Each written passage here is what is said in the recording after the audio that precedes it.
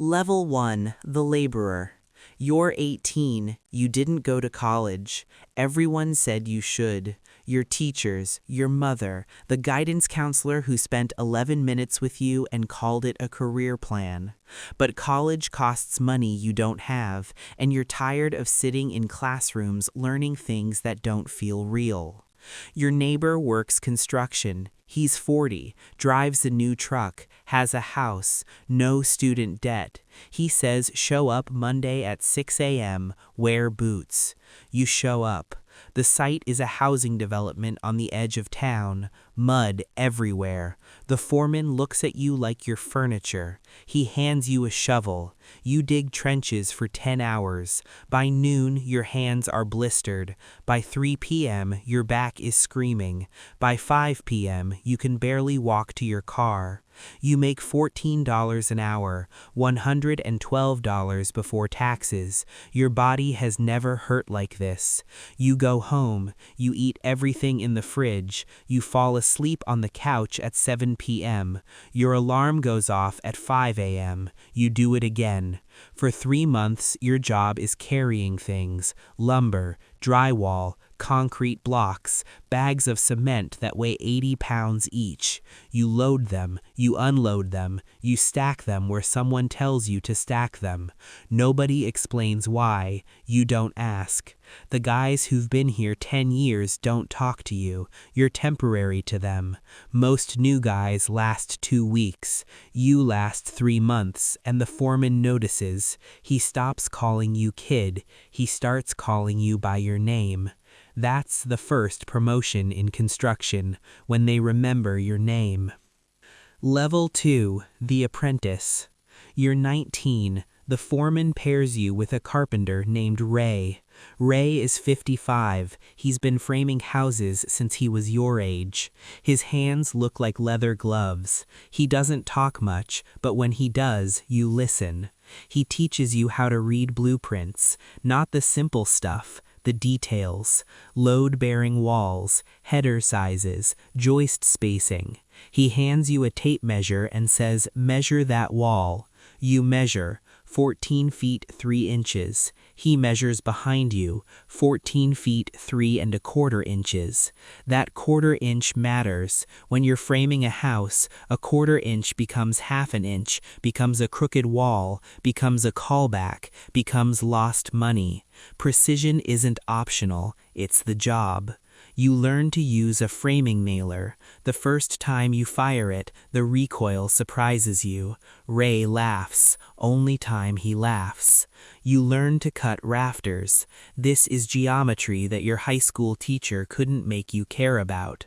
Rise over run, pitch angles, bird's mouth cuts. Suddenly, math matters, because if you cut the rafter wrong, the roof doesn't work. You make $17 an hour now. You're still broke, but you're learning something. Every day you understand more about how a building actually stands up. You look at houses differently. You see the framing behind the drywall, the structure behind the paint. Your friends who went to college are studying theory. You're building things that families will live in. That feels like something. Level 3, the journeyman. You're 23. 4 years with Ray. He retired last spring. Bad knees. 35 years of climbing ladders and kneeling on subflooring. He shook your hand on his last day and said, "You're ready. You're a journeyman carpenter now. You can frame a house from foundation to roof. You read blueprints like a novel. You know building codes better than most inspectors. You make $28 an hour. That's $58,000 a year. Not rich, but real money for a guy with no degree and no debt. The foreman gives you a crew, 3 laborers and an apprentice. You're responsible for their work. If they make a mistake, it's your mistake. Your first job as lead is framing a 2-story colonial, 2,800 square feet.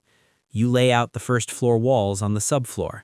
You snap chalk lines. You mark stud locations, 16 inches on center, every wall, every corner.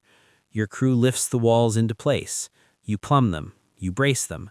You check every measurement twice because Ray's voice is in your head. That quarter inch matters. The framing inspection comes. The inspector walks through with a clipboard. He checks headers, checks nailing patterns, checks blocking. He signs off without a single correction. The foreman sees the green sticker and nods. That nod is everything. It means you know what you're doing. It means they trust you with bigger jobs. Your apprentice watches you the way you watched Ray. He asks questions. You answer them the way Ray would. Short, direct. Measure that wall. Level 4. The foreman. You're 28. The company promotes you. You're foreman now. You don't swing a hammer much anymore. You manage the site. 6 crews, 25 men. Your job is coordination. The concrete guys pour Monday. The framers start Wednesday. Plumbers rough in the following week. Electricians after that. Drywall after that. Every trade depends on the one before it. If the concrete is late, everything shifts. If the framers are slow, the plumbers wait. Waiting costs money. $800 a day for a crew sitting idle. Your phone rings 40 times a day.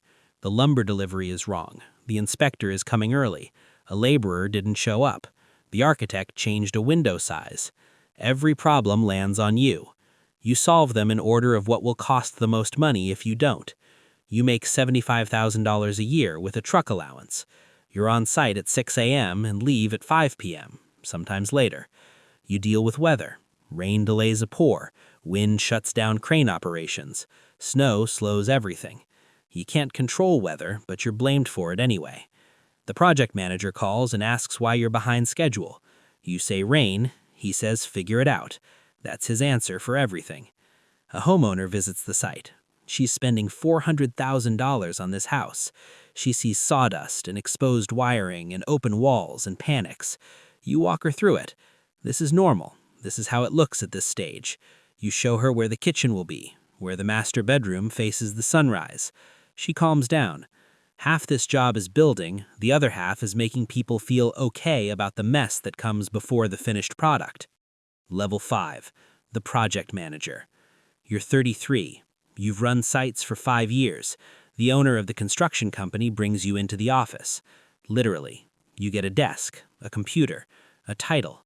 Project manager. You oversee 3 developments simultaneously. 45 homes total.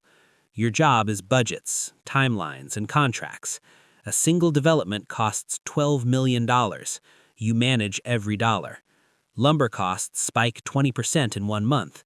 That's $180,000 over budget across 3 projects. You call suppliers. You negotiate. You find a secondary supplier in another state who's 8% cheaper on framing packages. You switch. You saved $95,000. That decision took 1 phone call and saved the company a small fortune. You manage subcontractors. Plumbing company bids $8,000 per house. You know the going rate is $6,500. You counter. They settle at $7,200. Multiply that by 45 homes. You just saved $36,000. This is the job now. Numbers, negotiations, spreadsheets. You haven't touched a hammer in 2 years, but you understand every nail that goes into every wall because you started at the bottom with a shovel. That knowledge is your advantage. When a subcontractor tells you a job takes 5 days, you know if it really takes 5 days, or if he's padding the schedule. You make $95,000 plus bonuses.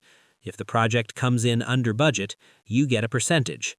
Last quarter, your bonus was $12,000. Your wife asks what you do all day. You say, I argue about money and stare at spreadsheets.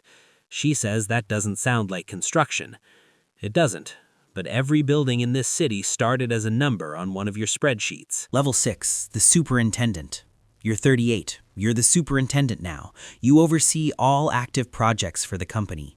5 developments, 120 homes, 8 commercial buildings. Your responsibility is quality and timeline across everything. You drive between sites, 200 kilometers a day sometimes. You walk a foundation at 7 a.m. You check a framing inspection at 10. You meet with an architect at noon about a design change that will cost $40,000 and delay the project by 2 weeks. You tell the architect no.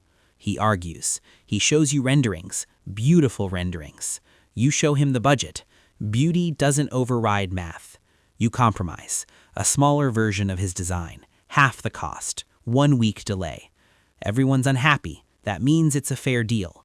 You manage 150 workers across all sites. You don't know all their names anymore, but you know the foreman.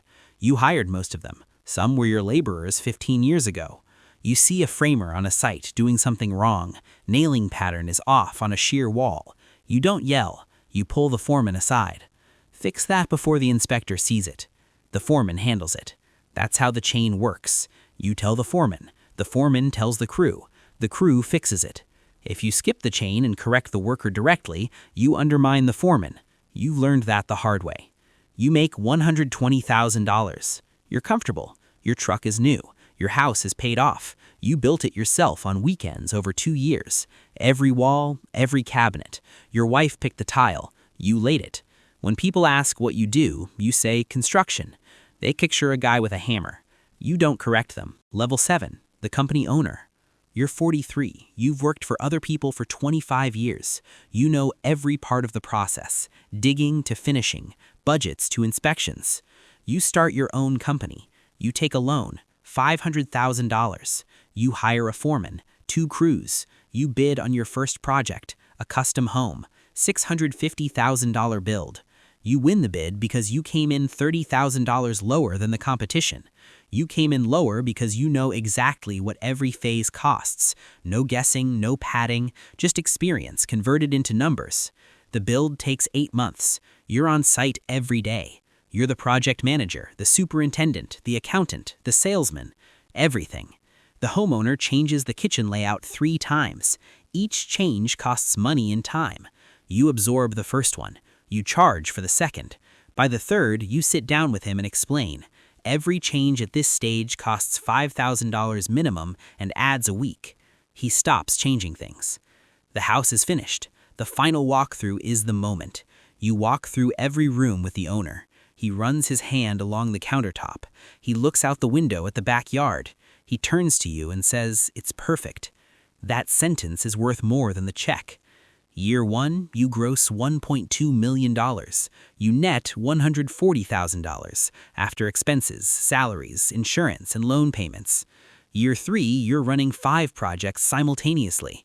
You hire a project manager. You hire an office manager. You stop carrying a tape measure and start carrying a laptop. You gross $4 million. You net $350,000. You drive past that first trench you dug at 18. The housing development is 25 years old now. Families live there. Kids ride bikes on the street. You built those foundations, not metaphorically, literally, with a shovel and blistered hands. That kid with the shovel wouldn't believe where you're sitting now. Level 8, the developer. You're 50. You don't just build anymore. You develop. You buy land. You design the project. You finance it. You build it. You sell it. The entire cycle. You partner with investors. A 40-acre parcel on the edge of a growing city. You see what others don't. That empty field will be a neighborhood in 3 years. You buy the land for $2 million. You get it rezoned. You designed 85 homes. You build roads. You install utilities, sewer, water, electric. The infrastructure alone costs $3 million. Then you build the homes. Average price, $380,000. Total revenue, $32 million. Total cost, $24 million. Profit, $8 million. Split with investors, your share is $3 million on a single project. But the risk is enormous. If the market drops, you're holding $24 million in unsold homes. If interest rates spike, buyers disappear. If a subcontractor goes bankrupt mid-project, you scramble. You've seen developers lose everything. A guy you know built 60 townhomes in 2007. The market crashed in 2008. He sold them at a loss, lost his company, lost his house, lost his marriage. You think about him every time you sign a loan document. You manage 4 developments now. 300 homes, commercial spaces, a mixed-use building downtown. You employ 200 people directly, another 500 through subcontractors. You're a small economy. Your decisions affect families you'll never meet. The electrician's daughter goes to college because you keep his company busy year-round. The concrete foreman bought his first house because you pay on time every time. That responsibility weighs more than any beam you ever carried. Level 9, the legacy. You're 58, 40 years since the shovel. You've built over 2,000 homes, shopping centers, office buildings, a school, a church. Your company employs 300 people. Your name is on a sign at the entrance of 6 neighborhoods. You drive through them sometimes. Saturday mornings, you see families washing cars, kids playing in yards, couples walking dogs past houses you framed with your own hands decades ago. A young guy shows up to your office. He's 18, no degree, no experience, wants a job. He's wearing borrowed boots. He reminds you of someone. You hand him a hard hat. Show up Monday at 6 a.m. He asks what he'll be doing. You say, learning. He'll start with a shovel. He'll carry lumber until his back screams. He'll make $14 an hour and wonder if it's worth it. Some morning in January, when it's freezing and his hands are cracked and his foreman is yelling about a measurement, he'll want to quit. Most do. But if he stays, if he pays attention, if he learns that a quarter inch matters and that a building is just 1,000 small decisions made correctly, he'll end up somewhere he can't imagine right now. You know this because you were him, standing in borrowed boots with no idea what comes next. And what came next was everything.